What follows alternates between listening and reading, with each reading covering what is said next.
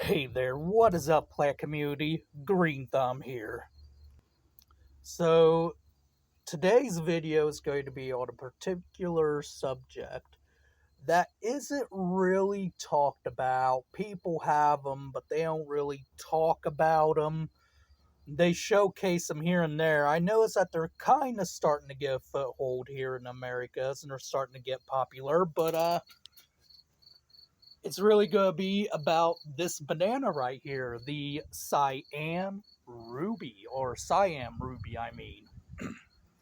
So, this particular banana, so it's going to be a care video on how to care for the banana compared to something like the Musa Baju or Enseti Morellii over there.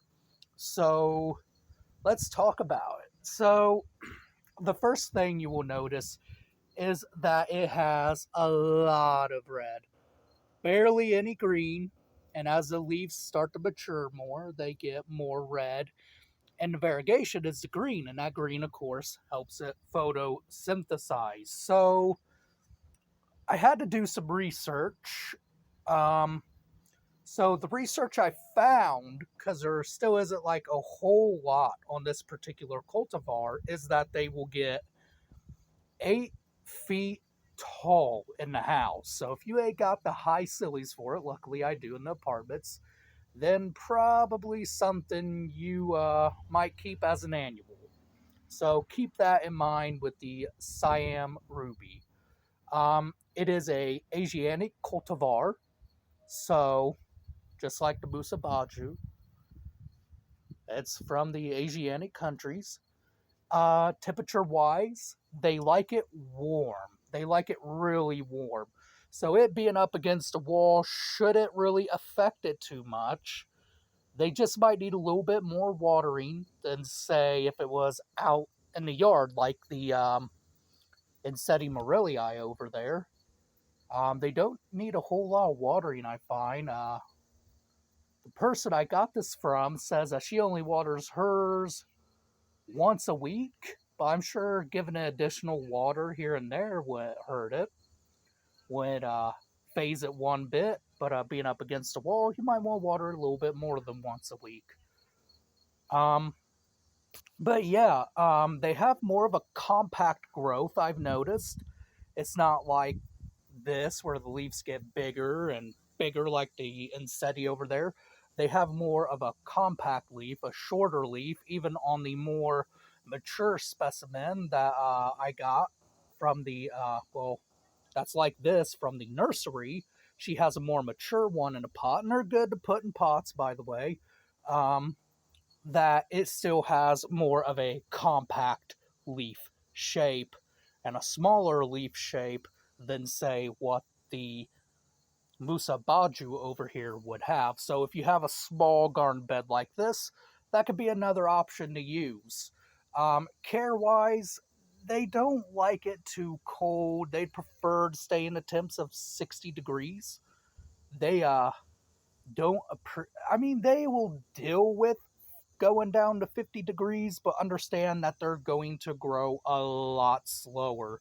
Because, again, their origins is from Asia, and they don't really get too cold down there. So 50 degrees is about the max. You could probably keep it out in the fall, but again, growth is going to slow down, and don't let frost hit it. Frost will completely kill this guy.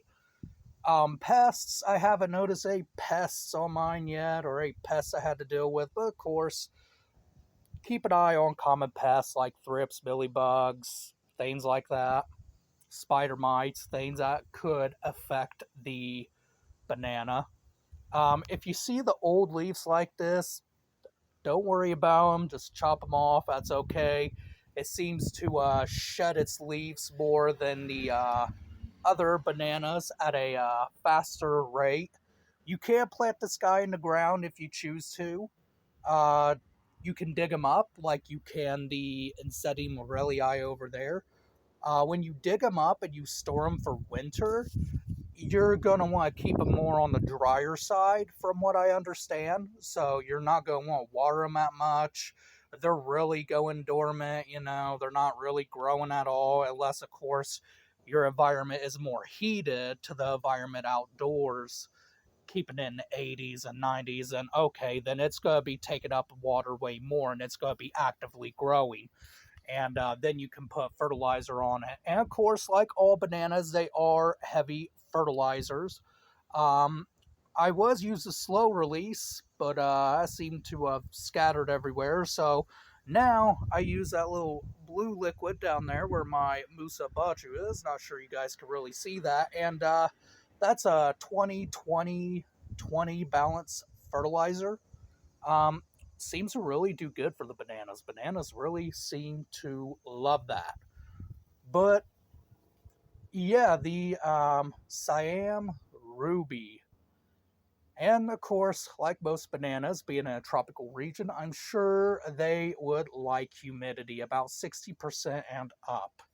If you can't provide that, just 60%, or just go around misting the leaves, I'm sure that'll help them. Um, Again, I'm sure when I dig this guy up, it's going to drop some leaves, maybe lose some leaves, but that's going to be expected. Of course, when you take it in, keep it by a bright window or underneath a grow light, so that way it can continue to do all right over the winter. And of course, when you bring them back outside, either they're in a pot or you're putting them back in the ground, you're going to have to put them in shade for 7 days, a week, and then move them into direct sunlight and then plant them in the ground. Um, But yeah, the Siam Ruby, figured I'd just do a video on this because, well, there isn't too many other videos on YouTube about this cultivar, unless it's from other Asianic countries, like I said. But it's a good species I find to have. It's a nice species to have if you live in areas where you can't really water your banana trees as much. Well, this is a good species to have. A good little cultivar to have if you can't water your bananas too much. But otherwise than that, that's really about it. They seem to do well in direct sunlight. They could probably grow underneath partial shade or full shade if you really need them to. Indoor care will probably be different. You probably won't have to water them as much as you would outside, with it being watered once a week or two. Really about, for me, I try to water this guy as much as I can, but again, they probably don't really need it. Um, Considering that they only need to be watered about once a week, they ain't taking up that much water. But yeah, so I'll probably do a video where I am digging up the bananas soon, because fall is literally right around the corner. And that's why I'll be digging up everything and storing them for winter and taking things in and things like that. But yeah, that's really about all I could say about the Siam Ruby banana. If you guys have any questions or anything like that down, uh, I was going to say put the comments down below if you have questions. But distracted by everything, man. A bad ADHD. But yeah, Siam Ruby. I mean, can't beat those leaves.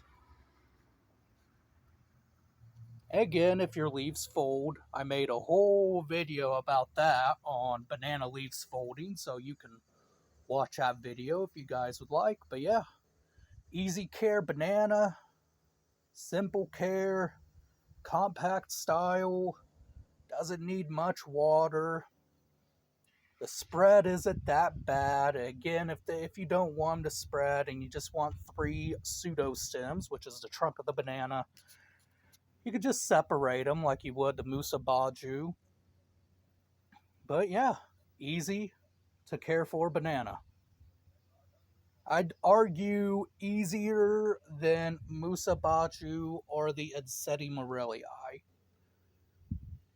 Just a bit slower growing because of the variegation, but of course, again, we've been dropping into the 50s, so It's going to be slower growing. But yeah,